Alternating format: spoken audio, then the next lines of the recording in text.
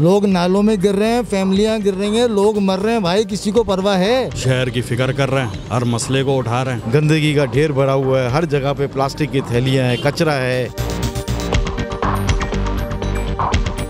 जमाती इस्लामी corrupt free जमात है, दयानतदार लोग हैं, ईमानदार लोग हैं। मेरे हिसाब से जमात इस्लामी से आना चाहिए। हमने 40-50 साल मेयर हमने ट्राई कर लिया बाकी लोगों का, अब हाल आपके सामने है। गंदगी का ढेर भरा हुआ है, हर जगह पे प्लास्टिक की थैलियां हैं, कचरा है, और ये KMC DMC सब जाली हैं, बैठे हुए हैं। पाकिस्तान पीपल्स पार्टी का मेयर आना चाहिए, इसलिए कि सारा बल्दियाती निज़ाम जो है पाकिस्तान पीपल्स पार्टी के हाथ में है, ठीक है ना। और मेरे ख्याल से तो जो है अगर पाकिस्तान पीपल्स पार्टी का मेयर आता है, जमात इस्लामी से मेयर आना चाहिए। वो शहर के लिए काम कर रहे हैं, शहर की फिक्र कर रहे हैं, हर मसले को उठा रहे हैं, तो जमात इस्लामी को आना चाहिए। PTI से मेयर कराची होना चाहिए, क्योंकि महंगाई इतनी कर दी है, इमरान खान की वजह से बहुत सहूलत दी हमें। तो ये है कि सफाइयाँ सुथराइयाँ हो जाए। और आप देख लें, हाल देख लें, आपको पता है। मेरे ख्याल है जमात इस्लामी से उनको मौका मिलना चाहिए अभी। तो उससे कराची के लिए जो काम है और जो वर्क है वो बहुत ज़्यादा आसान हो जाएगा बल्दियात के हिसाब से। अहमदुल्ला खान साहब बहुत अच्छा काम करके गए, इनके जैसा काम किसी ने नहीं किया मेयर की सीट पे आके। इन्होंने ही शहर को बनाया है। जिस तरह के नाले भरे हुए,